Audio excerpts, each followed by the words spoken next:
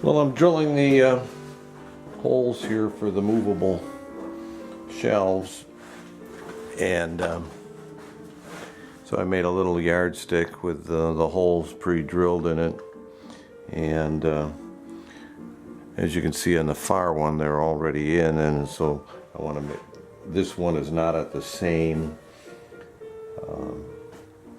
depth as the other one, so that I don't drill holes back to back. But so I've used it, and so I drill a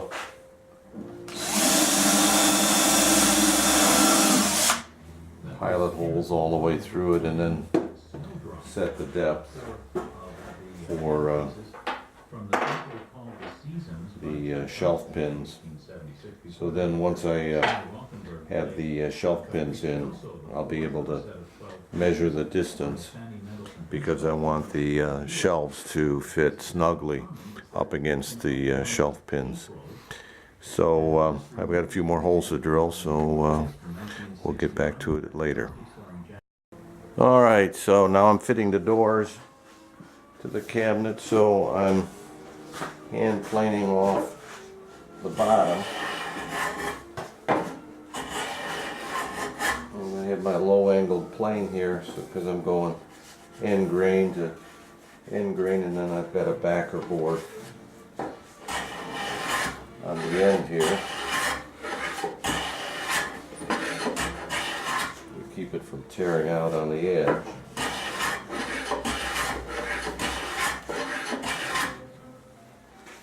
So a couple more strokes and we'll be done. So I'm putting the mortises in the doors right now, and I've got a router plane, so I marked them off here with a marking knife, and had the hinges in there, used the hinges for reference. And so I have this routing plane here, which works better than the traditional way of chopping them out with a chisel.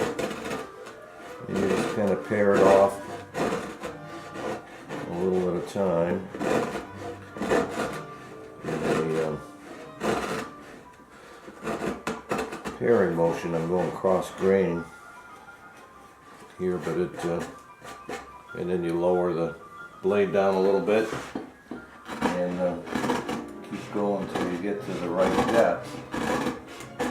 And I'm doing both of them at the same time because we want both of them to be at the same depth. So we'll just keep working it down. So I'm fitting the doors now. And the mortises are cut, and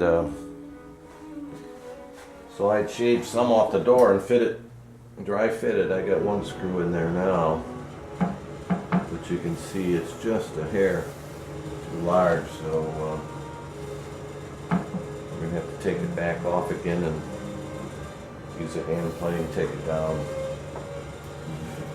a little bit, and then I think it'll fit real good.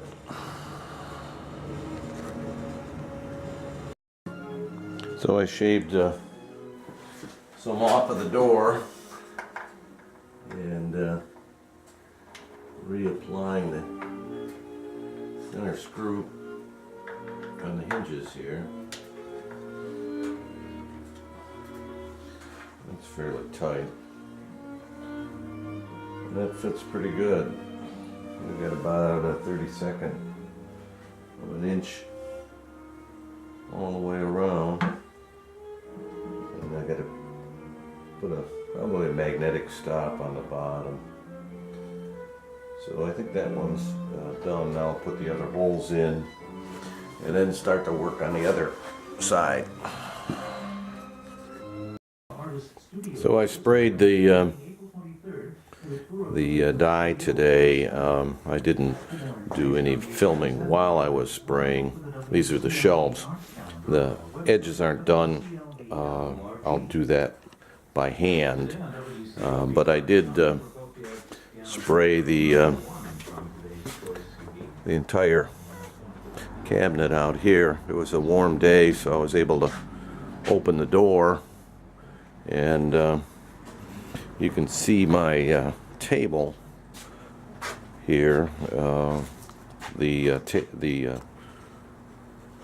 TV stand was up on this bench, and you can spin it around, which makes spraying real easy.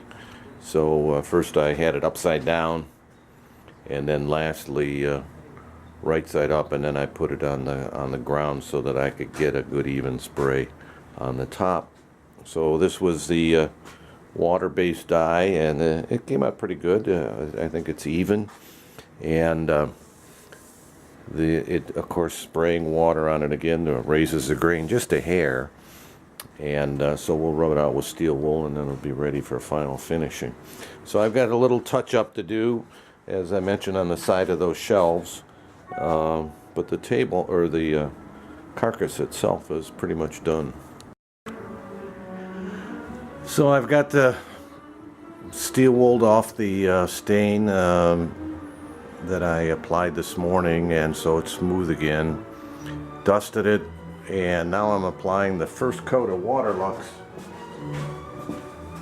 finish, which is a tung oil and varnish mixture, and it's pretty easy to apply, but it takes a number of coats to get it to a finish. So this is the first coat, and you can't put enough. It just soaks right into the wood like a sponge. So you just